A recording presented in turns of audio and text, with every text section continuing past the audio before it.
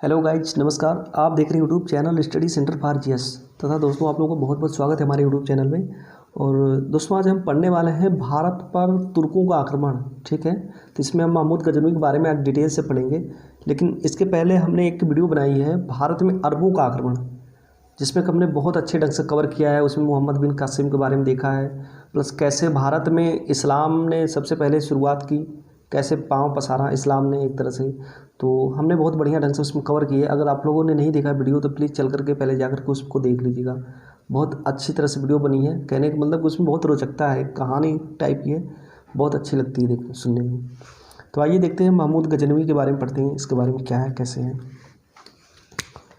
तो अलख्तगीन नामक एक व्यक्ति थे, ठीक है। उन्होंने गजनी राज्य में सबसे पहले तुर्क राज्य की स्थापना की।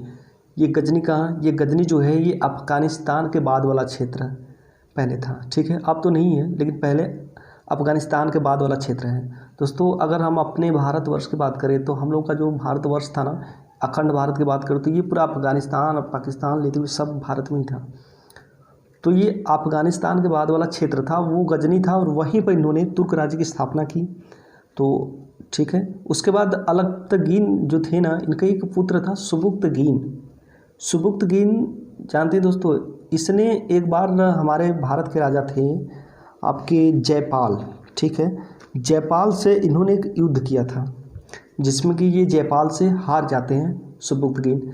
तो फिर क्या करते हैं कि ये संधि करते हैं, बोलते हैं कि ठीक है भैया, आज के बाद हम लोग लड़ाई नहीं करेंगे, ना हम आपके यहाँ लड़ने जाएंगे, ना आप हमारे यहाँ आओगे। तो इनके बीच संधि हो जाती है। तो फिर संधि हो जाती है, कुछ टाइम बीतता है, तो जो सुबुक्तगीन का पुत्र रहता है ना, उसका नाम रहता है महमूद गजनवी। वो बहुत ख़तरनाक आदमी था दोस्तों। ख़तरनाक आदमी कहने का मतलब इतना ख़तरनाक था कि उसने पता नहीं कितने युद्ध किए, इतना युद्ध लड़े, लेकिन कभी उसने हार ही नहीं मानी। हार नहीं माने का मतलब उसने कभी हारा ही नहीं, हमेशा उसने विजय ही किया, कभी अपनी ज़िंदगी में असफल नहीं हुआ, ठीक है। और ये अगर हम वंश की बात करें तो यह यामनी वंश के थे। कौन सा? यामनी वंश, ठीक है दोस्तों। अब आइए देखते हैं, हम कराते हैं गजनवी और जयपाल का युद्ध। अभी हमने सुना, हमने पढ़ा कि ये गजनवी से पहले जो है इसका पिता सुबुक्तगीन जो था जयपाल से युद्ध करता है, जिसमें बराबरी हो जाता है।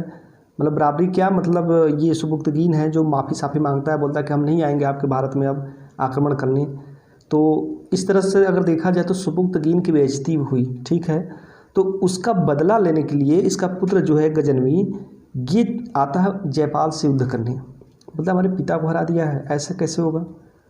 फिर इन दोनों में लड़ाई होती है, और इसमें गजनवी क्या होता है दोस्तों, इसमें गजनवी जीत जाता है, जयपाल जो है हार जाता है। अब जयपाल को लग गया बहुत बुरा, कह रही इसका बाप हमको हरा नहीं पाया और इसका पुत्र आके हमको हरा दिया। बेचारे को इतना आत्मग्लानि हुई जयपाल को कि इन्होंने जाकर के आत्महत्या कर लिया, ठीक है दोस्तों। आत्महत्या करने के बाद फिर क्या हुआ कि इनका भी एक पुत्र रहता है जो कि इनसे गजनवी से लड़ाई करता है, लेकिन उसके पहले सॉरी, गजनवी क्या करता है कि अब इसके आगे बढ़ता है। गजनवी कुछ आगे बढ़ता है तो मुल्तान में एक सम्राट रहते हैं, शासक रहते हैं, राजा रहते हैं, जो भी हैं, बोले अब्दुल फतेह दाऊद, ठीक है। इनसे युद्ध होता है सन 1005 में, और फिर गजनवी क्या करता है कि इन पे विजय हासिल कर लेता है, अब्दुल फतेह दाऊद को हटा देता है। मतलब आज का वर्तमान में दाऊद पाकिस्तान में रहता है, कराची में, तो उस समय मुल्तान में दाऊद रहता था, ठीक है। तो 1005 में अब्दुल फतेह दाऊद को हरा देता है गजनवी। फिर इसके बाद जैसे ही आगे बढ़ते हैं तो एक व्यक्ति मिलते हैं, आनंदपाल, ठीक है। ये आनंदपाल कौन है? ये आनंदपाल हैं जयपाल के पुत्र थे। जैसे कि गजनवी ने अपने पिता का बदला लेने के लिए जयपाल से युद्ध किया, वैसे ही एक आनंदपाल नामक व्यक्ति थे दोस्तों, एक आनंदपाल नामक व्यक्ति थे। इन्होंने अपने पिता का बदला लेने के लिए गजनवी से लड़ाई किया, और ये आनंदपाल जयपाल के पुत्र थे। सॉरी, यहाँ पर लिखना भूल गए, ध्यान रखिएगा। 1008 ईस्वी में लड़ाई होती है, किसके बीच में? गजनवी के बीच में, ठीक है दोस्तों, ध्यान रखिएगा। और आनंदपाल रहते हैं आनंदपाल प्लस 4 और राजा रहते हैं, ठीक है, ध्यान रखिएगा इसको। आनंदपाल प्लस 4 राजा। तो क्या होता है कि आनंदपाल जो हैं ये अपने पिता का बदला लेते हैं। बदला किसका लेते हैं? क्योंकि ये जो जयपाल है ना, ये जयपाल इनके पिताजी थे, आनंदपाल के थे, ठीक है। तो जयपाल तो आत्महत्या कर लिया हारने के बाद, तो उसी का बदला लेते हैं कि अरे ये हरा दिया है मेरे पिताजी को और मेरे पिताजी आत्महत्या कर लिए। तो अब क्या काम करते हैं, अब ये आनंदपाल जो है ये बदला लेंगे किससे? गजनवी से। इन्होंने क्या किया, 4 और राज्यों को मिलाया, ठीक है। अब इनकी एक संयुक्त सेना होगी 5 राज्यों की। 5 राजा गए गजनवी से लड़ाई करने, लेकिन दोस्तों वही होता है ना कि जो लिखा रहता है ना बस वही होता है। गजनवी इतना शक्तिशाली था कि उसने 5-5 राजाओं को हरा दिया। अब सोच सकते हैं उसमें जो 5 राजा थे, 5 विदेश जो भी राजा थे उनको याद कर लीजिए, एग्जाम में पूछ लेता है। कन्नौज के थे, ठीक है, कन्नौज के थे, अजमेर के थे, प्लस उज्जैन के थे, ठीक है दोस्तों, और प्लस ग्वालियर की थी। उसके बाद एक आनंदपाल ऑलरेडी था। तो ये 5 की जो सेना थी, संयुक्त सेना, ये हार जाती है किससे? गजनवी से। अब उसके बाद क्या होता है, फिर 10 साल बाद 1018-19 में गजनवी जो है एक राज्यपाल नाम का एक राजा था, उससे युद्ध करने के लिए आगे बढ़ता है। वो कन्नौज का शासक था। कहाँ का? कन्नौज का। तो राज्यपाल जो है ना इतना डरपोक किस्म का राजा था, किसने देखा कि गजनवी की सेना आ रही है, उसने सेना को देखते ही अपना राजकाज, घर द्वार, किला महल सब छोड़ छाड़ के फुर्र, समझ के सब कुछ छोड़ के डर के मारे फुर्र हो गया और भाग गया अपना राज्य ही छोड़ के। उसके बाद जब एक राजा रहते हैं, वो कालिंजर में चंदेल वंश के एक राजा रहते विद्याधर, इन्होंने यह बात सुनी कि अरे गजनवी आ रहा था और राज्यपाल जो है उसके डर के मारे भाग गया। अब इनको आया बहुत बड़ा गुस्सा। इन्होंने क्या किया, इन्होंने एक संयुक्त सेना मतलब अपना एक संघ बनाया। कई राज्यों का इनका एक संघ होता था, कई राजा उसमें रहते थे। तो इन्होंने बोला कि जिस राज्य में भी ये राज्यपाल भाग कर गया है उसको तुरंत मार डालो।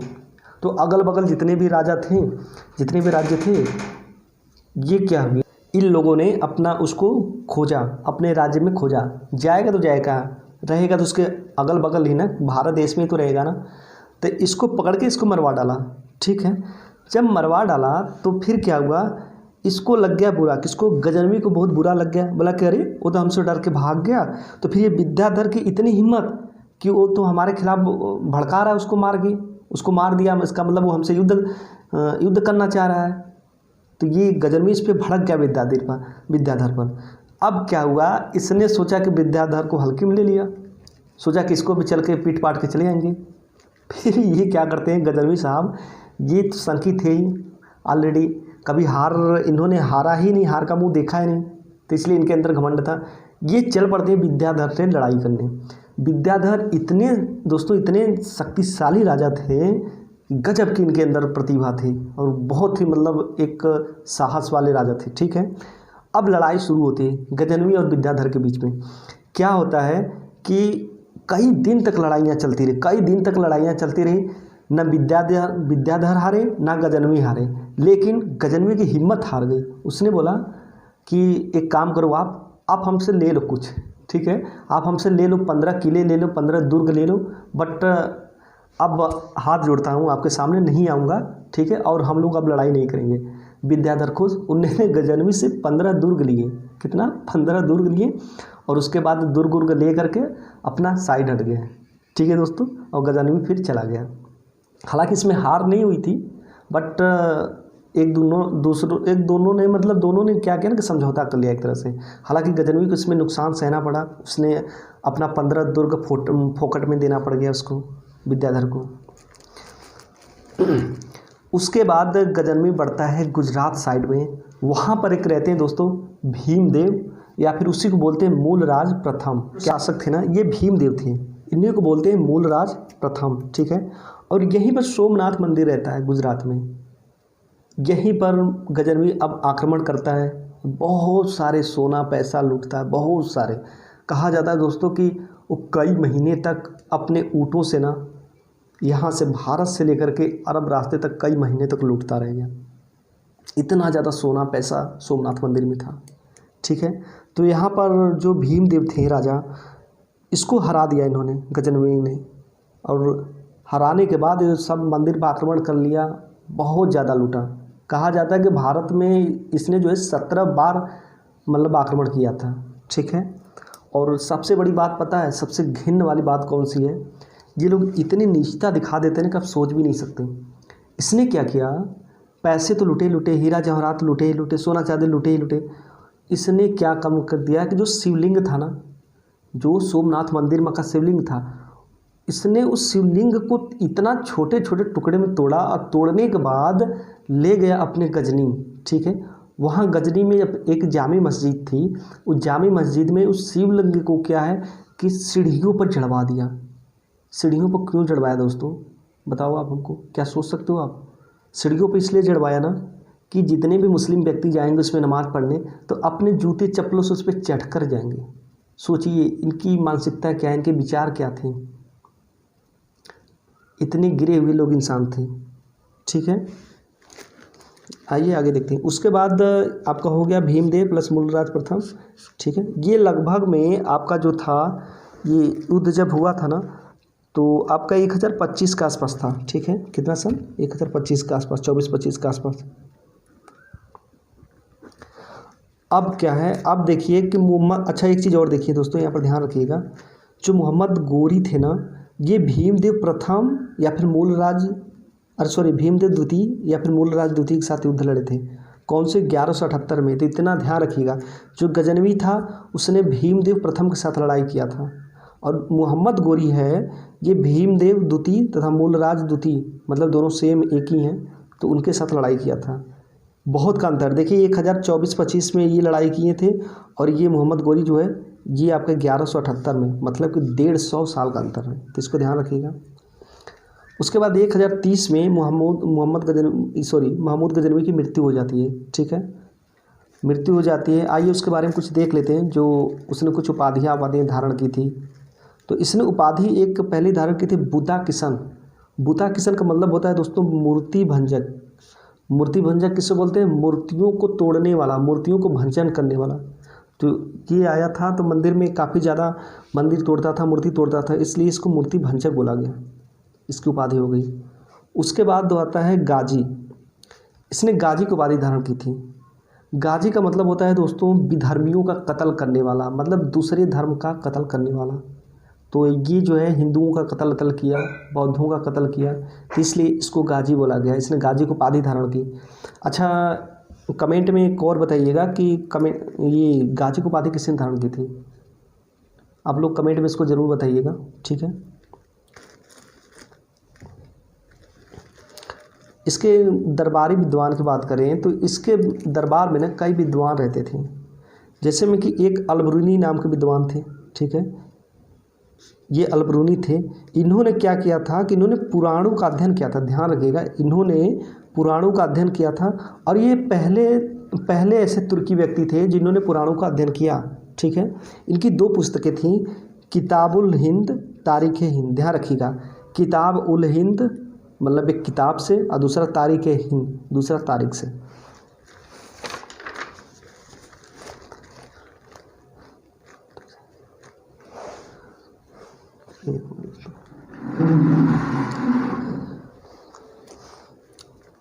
और दूसरे जो थे, दूसरे विद्वान थे, ये थे एक उतबी नाम से थे, ठीक है। ये साहित्य का इतिहासकार कहे जाते हैं। ये जो थे ये शाही इतिहासकार थे उनके, महमूद गजनवी के, ठीक है। और इनकी पुस्तकें हैं किताब उल यामनी, तारीख़ यामनी। किताब उल यामनी, यामनी जो है ना ये उनके वंश से संबंधित है। जो महमूद गजनवी था ये यामनी वंश का था, ठीक है, तो ये उनके वंश से संबंधित है। उसके बाद एक थे बैहाकी की जो किताब थी तारीख़ सुबुक्तगीन। ये जो थे महमूद गजनवी के पिताजी थे सुबुक्तगीन, ठीक है, तो उन पे ये बैहाकी ने एक किताब लिखी थी। इनकी जो उपाधि थी ये पूर्वी पेप्स, ठीक है, इनको पूर्वी पेप्स बोला जाता था, इटली का लेखक बोला जाता था, ध्यान रखिएगा। उसके बाद आता है फिरदौसी। फिरदौसी जो थे ये शाहनामा लिखे दोस्तों, शाहनामा। और एक बात और है कि शाहनामा को पाकिस्तान का महाभारत बोला जाता था। क्या? पाकिस्तान का महाभारत। इनकी उपाधि थी पूर्व का हैमर या होमर बोलते थे, पूर्व का हैमर या होमर। ठीक है। अच्छा, एक चीज़ नोट देखिएगा यहाँ पे, फरिश्ता जो थे, फरिश्ता और फिरदौसी में काफ़ी ज़्यादा कन्फ्यूजन होगा, तो इसके लिए हमने यहाँ पर नोट में अलग से लिख दिया है। फरिश्ता जो थे बीजापुर के एक शासक थे, इब्राहिम आदिल शाह के दरबारी कवि थे। ठीक है, फरिश्ता। और इनकी जो है रचनाएं हैं तारीख़ फरिश्ता और गुलशन इब्राहिम, तारीख़ फरिश्ता और गुलशन इब्राहिम। सबसे पहले संस्कृत मुद्रा लेखा के साथ सिक्का जारी करने वाला जो महमूद गजनवी थे ना, ये मुद्रा पर संस्कृत का लेख लिखवाए थे। ठीक है, ये सबसे पहले, मतलब ये ऐसे व्यक्ति थे, ऐसे राजा थे, ऐसे सम्राट थे। ठीक है, और सिक्के के एक तरफ अरबी भाषा में और दूसरी तरफ संस्कृत भाषा में लेख लिखवाया, और उस सिक्के का जो वज़न था ना 3.0 ग्राम था। तो इस तरह से हमने भारत पर तुर्कों का आक्रमण बहुत अच्छे ढंग से देखा दोस्तों। अब नेक्स्ट में हम पढ़ेंगे गोरी के बारे में पढ़ेंगे, तो देख लीजिएगा आप लोग बढ़िया से, थोड़ा सा इसको एक बार दो बार वीडियो को देखेंगे तो आप लोग को बहुत अच्छी तरह से समझ में आ जाएगा, और हो सके तो खुद से नोट्स बनाना सीखिए। चलिए ठीक है, वीडियो को स्टॉप करते हैं, काफ़ी लंबी होगी। और पसंद आता वीडियो तो लाइक कीजिए, शेयर कीजिए, सब्सक्राइब कीजिए। ठीक है दोस्तों, नमस्कार।